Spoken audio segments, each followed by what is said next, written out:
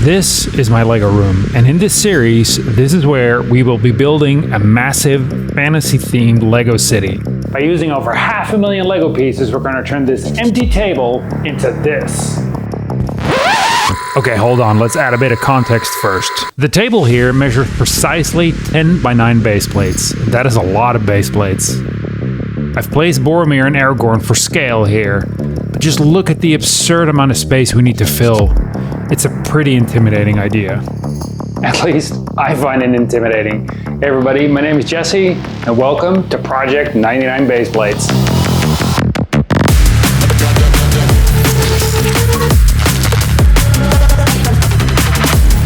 All right, let's break down precisely what it is we'll be building. What we're looking for is a huge fantasy-themed Lego city. Lots of bridges, lots of towers. This will be situated in a tropical setting because that will also give us an excuse to add some pirate stuff into the world as well. Secondly, this has to be a unique build. No official Lego sets allowed, only custom builds.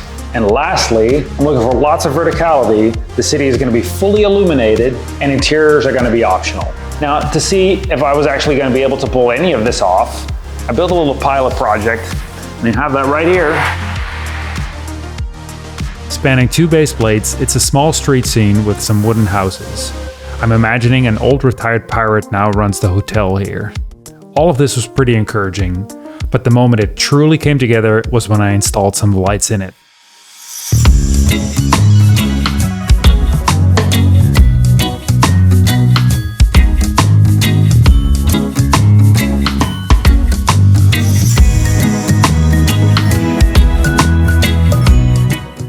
So with this build, I wanted to make sure I included a couple of key ingredients. One of which was the angled facade of the building over here. And in this particular case, I actually studied a couple of options beforehand.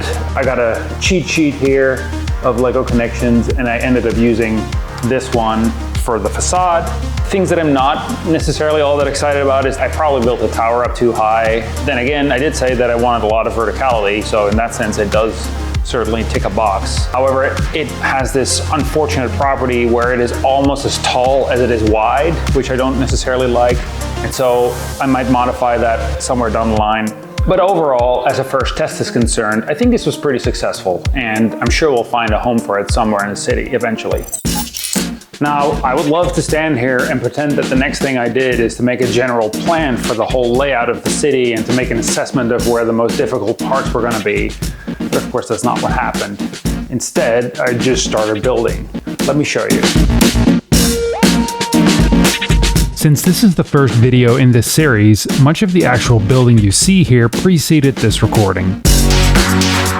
During this episode, we'll predominantly look at what has already been created so far, but moving forward, building the city and shooting video of the progress will run in parallel.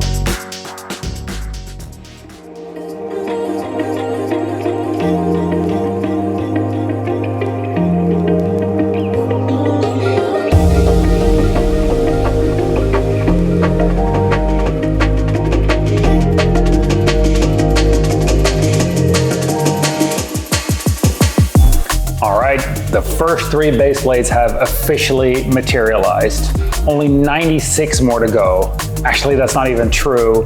This one here is only half finished, only quarter finished really. The reason why I chose to work on the waterfall as a start of this project is because it encapsulates some of the most important elements of the city, namely significant elevation change, the interplay between man-made structures and natural terrain, and it has water at ground level, and that gives us a baseline for the rest of the city. Speaking of natural terrain, the rock formations are primarily constructed with slopes and other angled pieces. I like Lego rockwork better when it isn't trying super hard to obfuscate the grid. For the waterfall, I wanted to make sure that not all downward arcs of the water were running in parallel, which is why there's this angled section over here.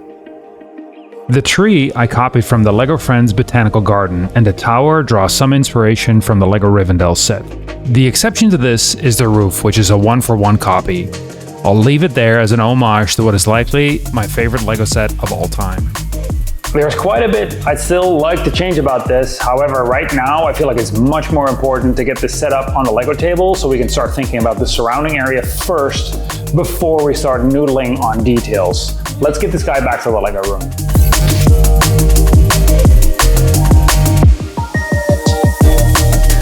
All right, we've got our first structure on the table, which is amazing. Now, let's talk about the two elephants in this room. The first of which is this wooden platform. Why is that there? Well, like I said, the city needs to have a lot of verticality, and there's just no world where we can accomplish that if we rely on Lego understructures alone. So some portion of the city is going to be supported by some amount of wooden framework. The other thing we should talk about is this third unfinished base plate right here. Why is that unfinished? Well, this bridge is eventually going to lead to another structure, a castle of some kind, that sits by the side of a body of water that this waterfall is emerging from.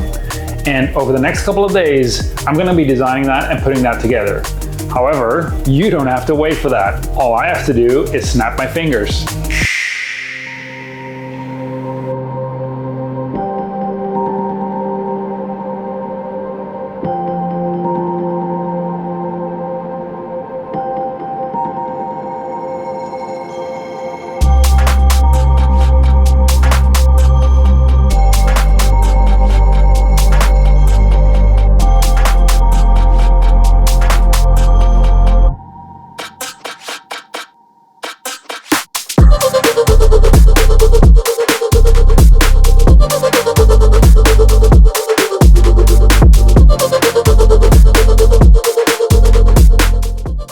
Nine more base plates added to the city. Fantastic. Clearly, a lot of them still need a lot of work, but that's fine. We're making progress.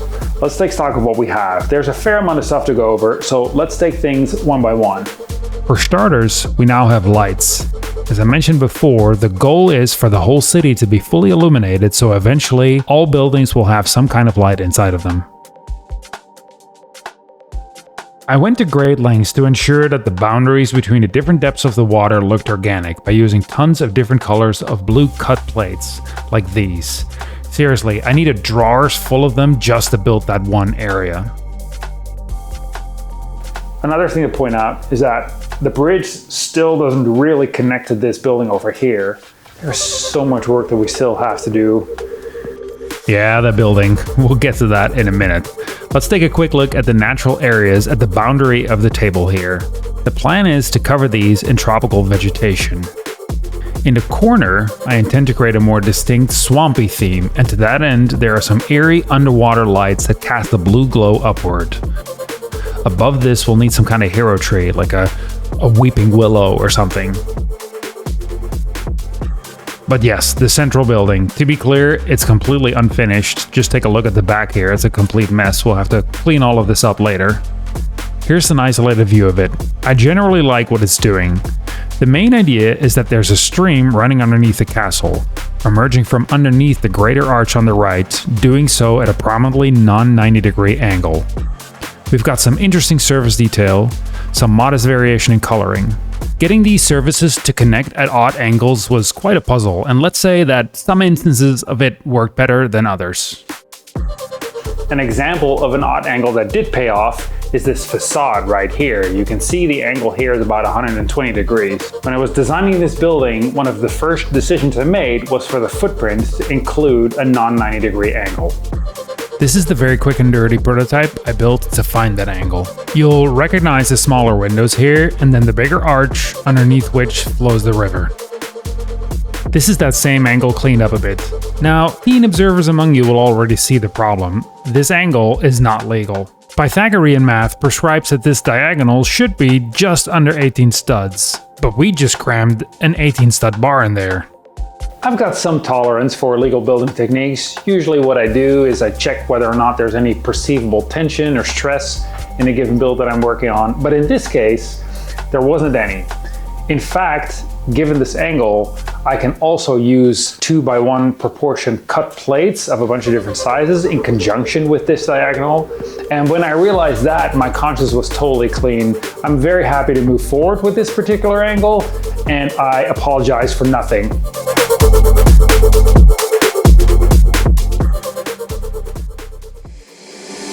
Hey.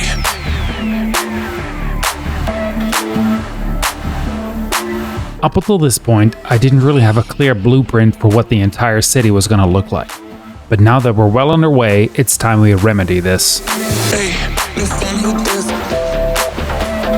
Hey, new phone, who this? Hey, new phone, who this? Hey, new phone, who this? Here's a top-down view of our Lego table, and each square represents a single base plate. So far, we've added 12, 3 for the waterfall and 9 for the castle. Now the big question is, what do we do with the other 87? This is where we arrive at the need for some very robust urban planning for an imaginary fantasy city anyway. The first thing I did to get to a satisfying design is to build a much smaller scale version of the whole city itself. Take a look at it. This model is very much the plastic equivalent of a napkin sketch. It speaks to broader gestures, not to finer details. You'll recognize the structures that we've already built, the tower, the waterfall, and the castle, but this sketch also alludes to something that we haven't talked about, which is a giant palace in the upper left corner of the build. Then there's a bridge with some cliff dwellings at the base of its supporting columns, and we even have the hint of a cave underneath the lake that we've already built. While this model helped us answer some questions, it also left a host of them unanswered. We need a lot more clarity still. It's obvious what our next step should be. We need a 3D model. Activate. Here's an accurately proportioned model of the Lego table. There's also this crude representation of myself. We can get rid of that. We don't need that. What we do need is this 32 by 32 stud Lego base plate. We're going to duplicate this 9 times across the vertical axis and 10 times across the horizontal axis. Now, let's add what we've already built. Now from here on, we can start blocking in a rough design for the city. I'm going to spare this process and skip straight to the end result.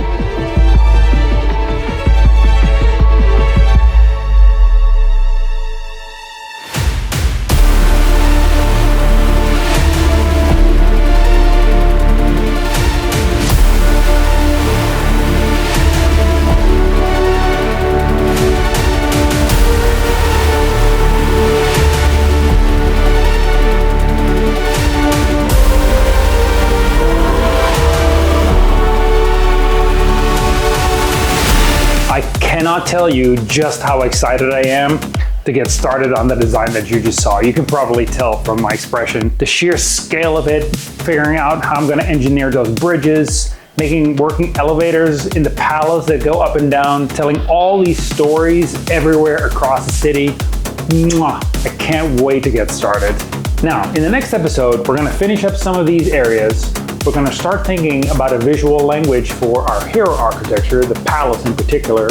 We're going to work on some of the scaffolding that we'll need for the entirety of the city. And then we might even give this whole room a paint over. You're going to have to wait and see. And that is really it for this episode. If you've made it this far, please leave a like, please subscribe to the channel. This is a brand new channel, so we can for sure use all the help we can get.